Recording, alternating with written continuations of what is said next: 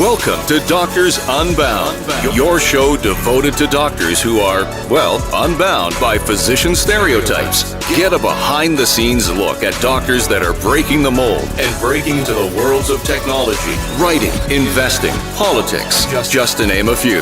This is Doctors Unbound, where you'll hear from experts with the insights to help you go to the next level. Let's get this show started. Here is your host, Dr. Dave Draginas.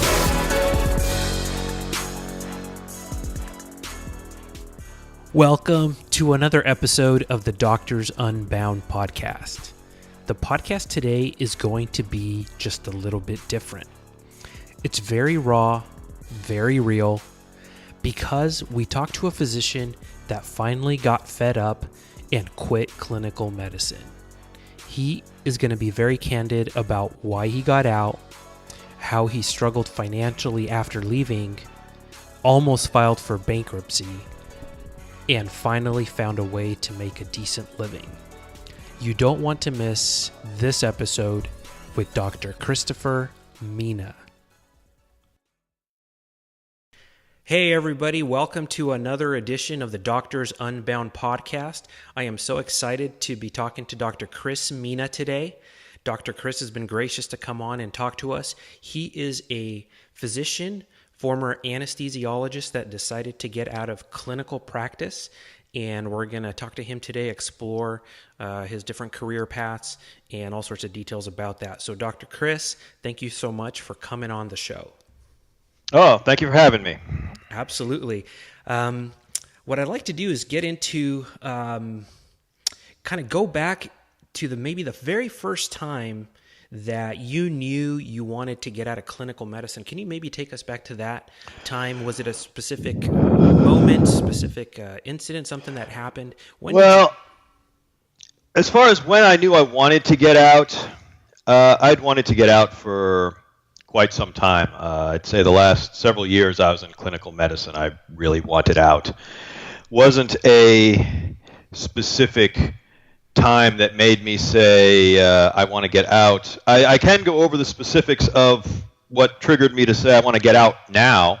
But as far it was a long time developing. It was years of unhappy dissatisfaction, and then finally I'm doing it today. Gotcha. Was it not like in anesthesia particularly, or maybe the way it was practiced? Do you think it wasn't so much the anesthesia. I guess if you want to put a start date to it, I would say go back to 2008. Okay. Because 2008, that was the last big recession.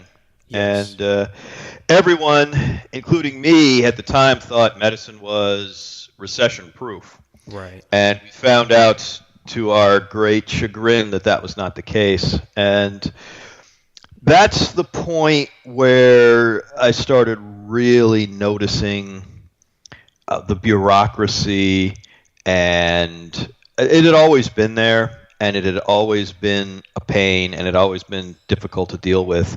Part of the reason that I followed an unusual professional path is I so much hated hospital politics that I didn't want to be a member of a permanent staff of a hospital. So Gotcha. I spent years avoiding that, but the latter part of my clinical career, I was doing locum tenens full time, and as a locum, you're insulated from a lot of that. But after 2008, it just started getting ridiculous because reimbursements were down, everything was down, and everything just became, there'd always been time pressures, but they got even worse. It's like, no, crank these cases, and I'm being expected to crank these 80-year-olds with bad hearts and do all this stuff. And so these were pressures when you would get to whatever locum job that you were at, kind of from the surgeons or the staff or the people that were well, it got progressively worse to where it was everybody. Wow. And it wasn't just as a locum. Like I said, as a locum, I was insulated from a lot of it. It would have been a lot worse if I'd been on clinical staff. The people who were actually on staff that they had a holdover were treated even worse. As a locum, I could come and go, so I had some ability to resist that and fight back, but it just got to be very wearing. Give you just one example. Sure. Are you familiar with the Da Vinci robot, the robotic surgery? Yes, I am. Well, as you know, in the hands of someone who really knows what they're doing, it's a great device. You can do some amazing things with that if you know what you're doing. If you don't, it's a cluster. Yes. And it was the hot thing, and it was the big thing, and everyone wanted to be doing this thing with the robot. And I was working at this one hospital that had one, and it was like the be-all, end-all. It was sliced bread, It's like, oh, the robot, it's the best thing. And they were marketing it that way, and everyone wanted the robot. And some of the procedures with the robot, you have to put them in really steep Trendelenburg, practically stand them on their head. Yes, you do. And you get some 350, 400-pound patient in there, and you're like, this is not an appropriate patient. But the surgeon doesn't want to hear that because they're marketing. This is the robot. It's the coolest thing. Everyone has to have the robot, and the administration is breathing down my neck. No, you can't. Just do this case. Just do this case. And it got to the point where the surgeon's breathing down my neck. It's an inappropriate patient for the case. The administration's breathing down my neck. The scheduler is breathing down my neck, and the patient is getting on me. The patient is yelling at me because they've been told that. They've been told this. I want the robot. What do you mean I can't have the robot? This is the biggest and best thing. Everyone, and it got to the point where I was the only person in that room. I mean, literally the only person in that room, including the patient, who was really trying to look out for the patient's interests. And there's always conflicts like that, always had been, but when you're having a fight like that, and it wasn't always the Da Vinci robot, it was something else. That's an example. That's just an example. It's whatever the flavor procedure of the day, the procedure du jour that everyone wanted to do. You're supposed to do it on every patient, regardless of their health considerations, regardless. And when you're having a fight like that every day, it just wears on you. It just gets old. It wears you out. I can totally understand that. And what I was going to say really quickly too with the Da Vinci, I can imagine in 2008. I mean, there's certainly a learning curve with these robots, and I can imagine in 2008 when most of the surgeons were probably still getting their first cases in. They're learning. They're in that steep part of that learning curve where it was probably taking a very long time, and you've got a 400-pound patient in T-Bird. We're talking 6, 7, 8 hour procedures for some of these guys that didn't know what they were doing. Oh my goodness. It was miserable. And then it gets to the point. Well, okay, you know what? You can't have maximum Trendelenburg because the patient just can't breathe. And the surgeon's yelling at me, I need maximum Trendelenburg. Well, you can't have it. The patient's got to breathe. And they're breathing down my neck, and so you're fighting for hours. There was a case that wasn't mine, but while I was working there, someone else had a patient, a big obese patient, literally slide off the table. Now, thankfully, the robot wasn't docked at the time, or it would have been an absolute disaster. I mean, not that a patient sliding off the table isn't a disaster, but it would have been far worse if it had actually been docked at that particular moment. But they literally had a big patient fall off the table because of this. Yeah, that's scary. And it's just shrugged off because the production pressures had gotten just so intense at that point, 2008, 9, 10, 11, that you were just expected to crank these cases. Doesn't matter, what condition the patient's in. You're just going to do it. And oh boy! You pushed my button. Resurrecting some bad memories. I can totally feel for you. Did you find this in any particular part of the country where you're doing locums, kind of all over, or did you find this maybe in a particular area? No, all over. And if you want to get to, I can tell you the thing that actually kicked me out of medicine. Sure. But yeah, I had licenses all over the country. I practiced in Pennsylvania, the Midwest, Kansas, Washington. I had licenses all over the place. Mm-hmm. And there was this one Midwestern hospital that I worked at a lot in the mid 2000 aughts, And it was a really nice hospital. It was a really well-run hospital.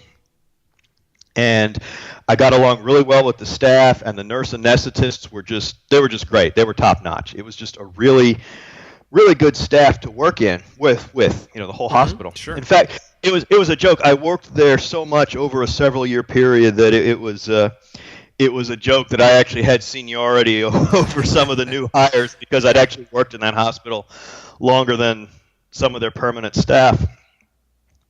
And they offered me a permanent position, and I almost took it, but the problem was the town it was located in was just so excruciatingly boring. I couldn't. You'd think, okay, well, you just go somewhere else for the weekend, and that works for a while. But I found I generally went there for 6 to 8 weeks. I took a 12-week stint, and by the last of it, I was literally just bouncing off the walls. It was just driving me crazy. And oh my goodness! You'd think get away from the weekend, and you'd be fine, and it was. But and that's just me. It's just me. I mean, it wasn't a bad town. I just found it very small. It wasn't the spot for you. Wasn't the spot for me. I mean, it was a great hospital, and it wasn't a bad town, but it wasn't the place where I needed to be. Now, were you doing this locums, married, single, kids, just you, or? Let's see. I had done some locums toward the end of my marriage, but the bulk of my locums was done post-divorce. Gotcha. So it was just me, single, no kids. So, the biggest concern is having my neighbors look after my house and send me my mail when I was gone. But I didn't have anything tying me down, so it was relatively easy for me to just travel all over the place whenever and wherever. So I worked at this place for several years, and then one reason or another, I didn't go back there for a long time. And as things just kept getting worse and worse and worse and worse, it kept nagging in the back of my head. Man, maybe I should have taken that job. That place was great. Maybe living in a boring town wouldn't have been so bad after all. It's just. For years, I'm thinking this. And then finally in 2011, I go back there. And they called me up, and I went back there. And I'm looking at the place. And it had been, probably 2-3 years since I'd been there. And it was just a different place. And I was like, oh, man, it's here too now. Wow. And it's just getting ready to start a new electronic health record, which everyone has now, but at the time was still a fairly new thing that people were, and they were, of course, it was a pain in the butt, as most of them, I don't know, maybe they still are. They were at the time, all of them. And I'm just sitting there, and I'm like, oh man, even here. And I went home from that contract. I remember it was March 2011. It was middle of March 2011. And I just, for 2 weeks, I was in a funk. I was like, man, it's getting worse everywhere. Even the one place I had held in my mind as I should have stayed there, it would have been great, and it wasn't. And for 2 weeks, I'm like that. And then beginning of April 2011, I'm just like, I can't do this anymore. It's time to stop. And I just right then said, that's it. I'm done.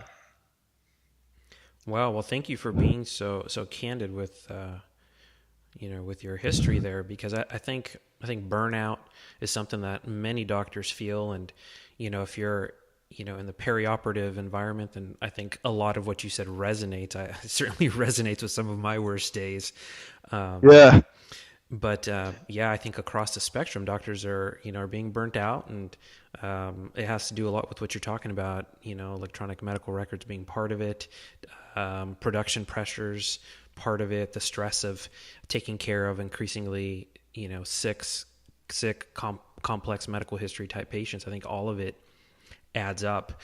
So at that point, it seems like it started kind of in 2008, and you're decided in the spring of 2011 that you were going to get out. How long had you been in practice at that point?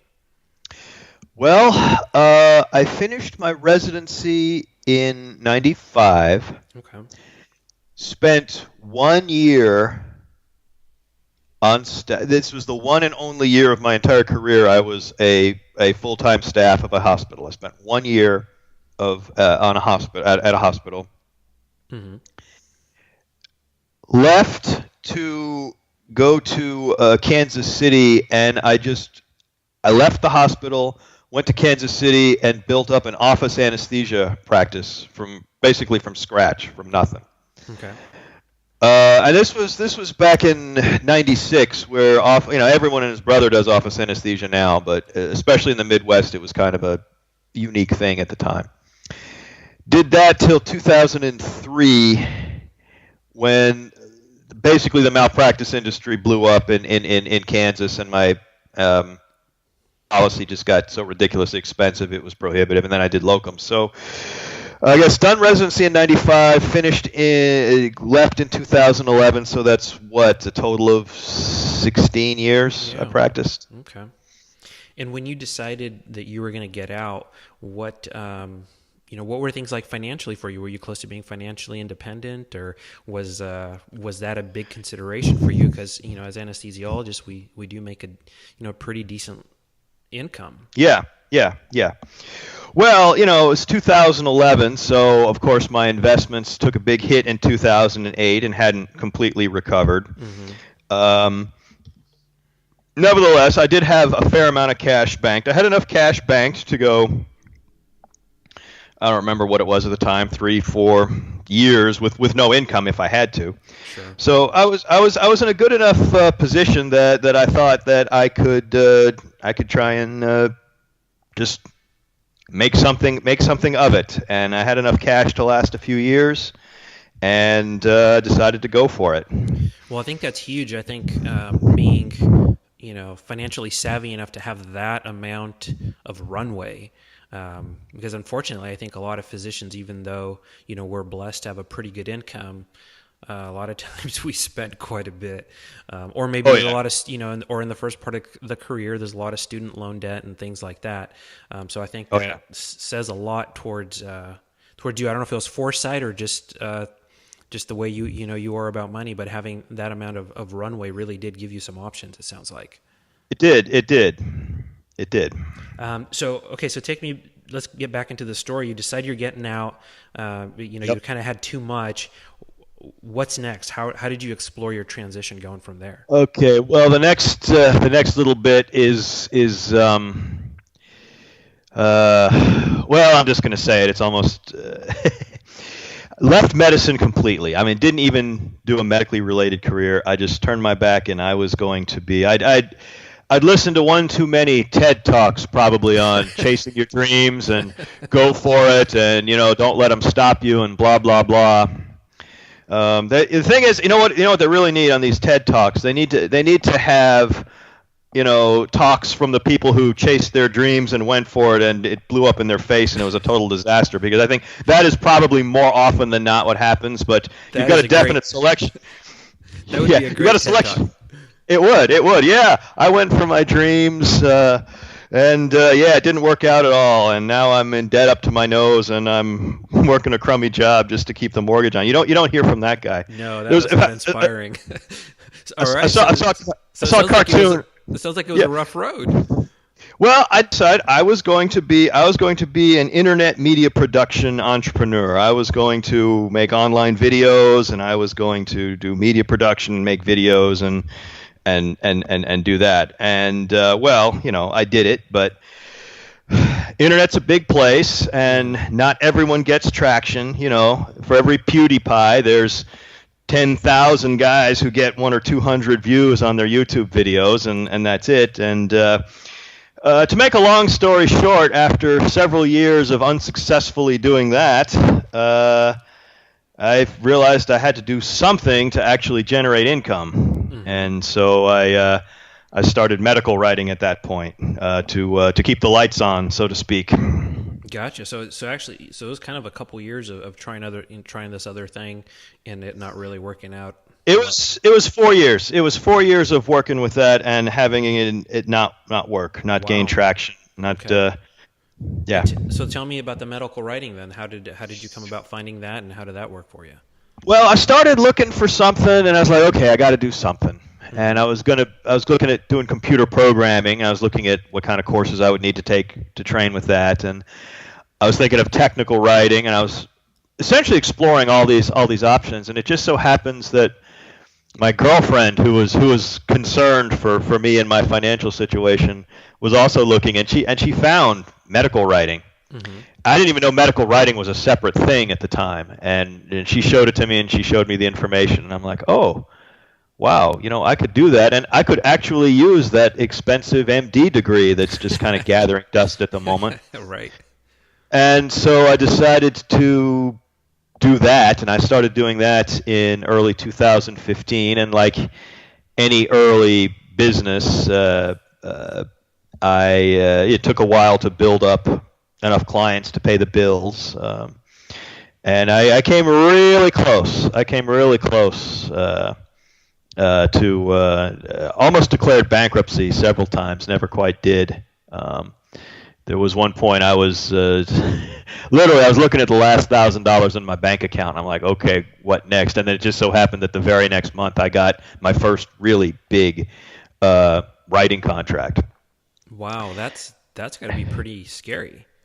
Oh yeah. Well, you got to understand, It was scary. It was extremely scary. But on the other hand, I'm kind of used to it. If you look, I've started things from the ground up several times over the course of my career. So,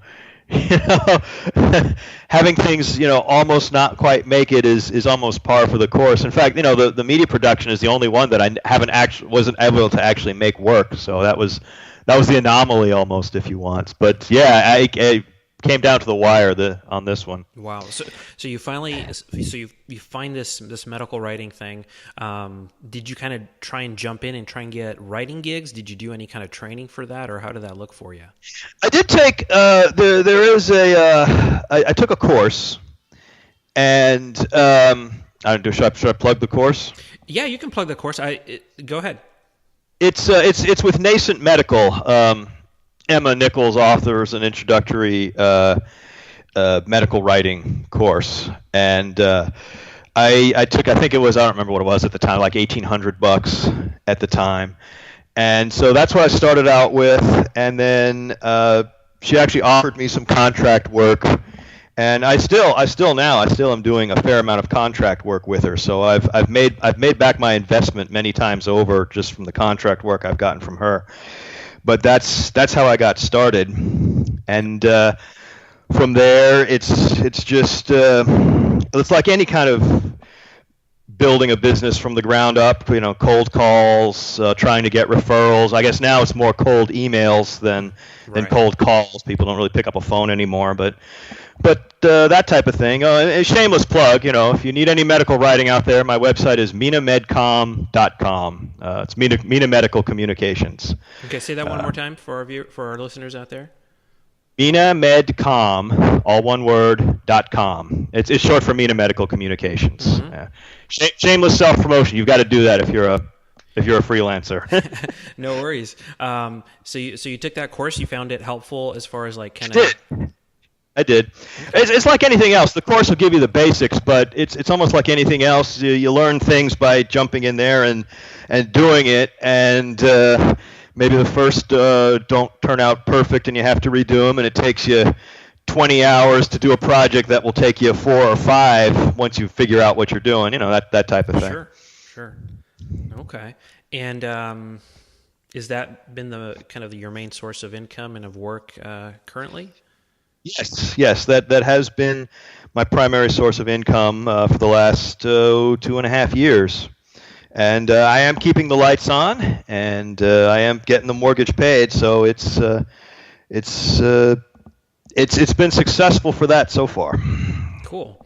And could you maybe just break down what a typical, I don't know if there's a typical day when you're kind of freelancing, but maybe a typical day or week or kind of whatever relevant block of time, so people just get an idea of what your work schedule, workflow is like?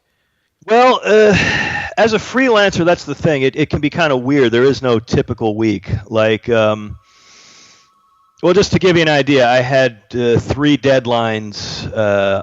We're recording this on a Friday, the previous Wednesday. I had 3 deadlines on Wednesday, and so I was working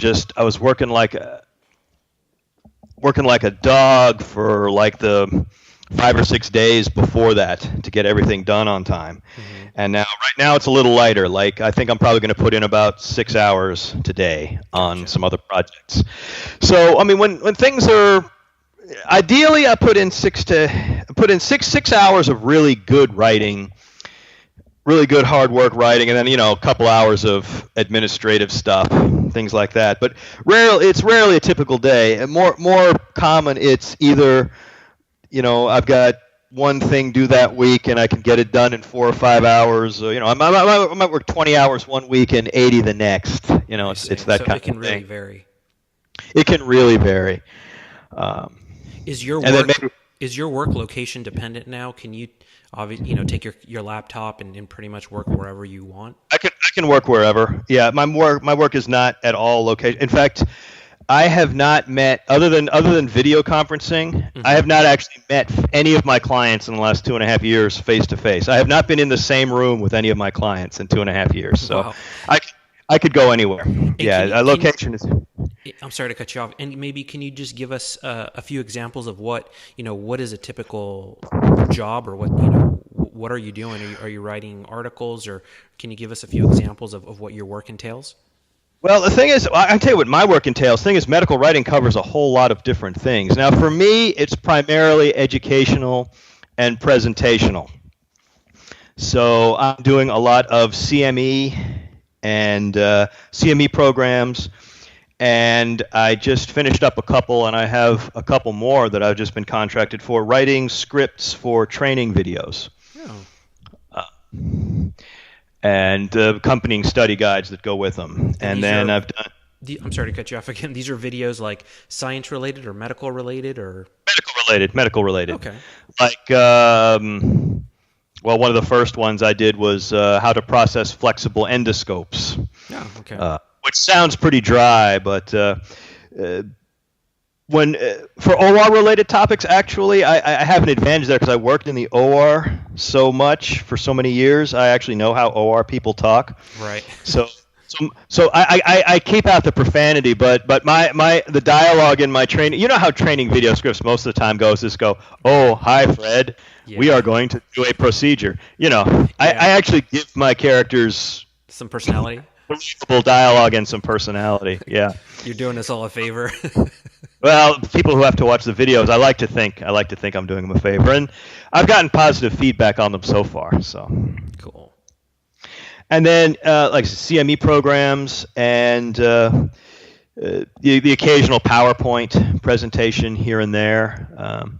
I've been asked to. I don't get a lot of this, but I do edit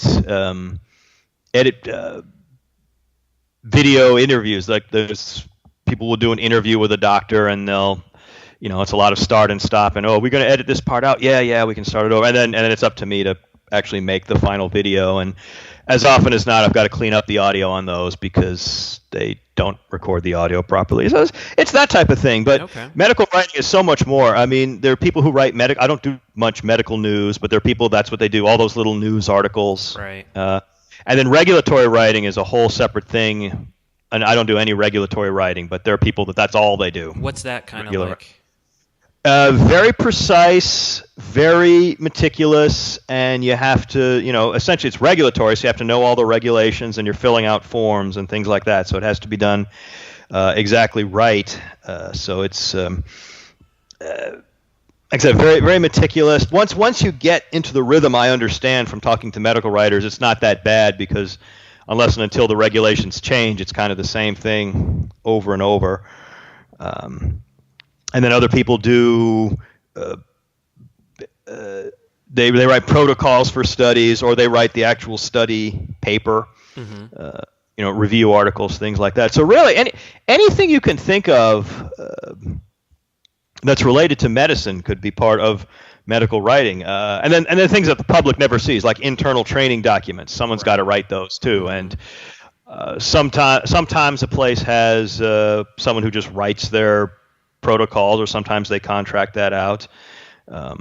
There's a whole lot of, startup biotech companies, and they may just have one of their employees doing their internal documents part-time to start with, but then they got to get to a point was like, well, okay, either I've got to hire someone full-time just to do documents, or I contract that out. And, depending on their size and their budget, they can do it. It's a wide range of things. I'm getting that impression. Yeah, there's quite a bit and quite a breadth of things that can go into that. Yeah. So if there's some doctors out there who are thinking about making a similar transition, what would be kind of the top pieces of advice that you would give to them? Top pieces of advice. Number one advice, all the doctors out there. If you learn nothing else from this interview, learn this. Your skill and knowledge and ability in medicine does not automatically transfer to other endeavors, despite what you might think. That's a hard lesson docs have to learn. But as far as make sure you've got cash in the bank, and you can go if you're going to start something else cold turkey. Make sure you've got at least 6 to 18 months cash to live on, because it takes a while to, even if it's ultimately successful, it takes a while to start things up. Sure. If you can do it part-time to start with, to get the ball rolling, do it. It takes a longer to establish that way, but you're not dependent on the income. And it's a lot more work because you're doing your full-time job and this on the side. So it's a lot of work and a lot of effort, but it's less scary, especially if you got a family and people depending on you. It's less scary than just jumping in the deep end.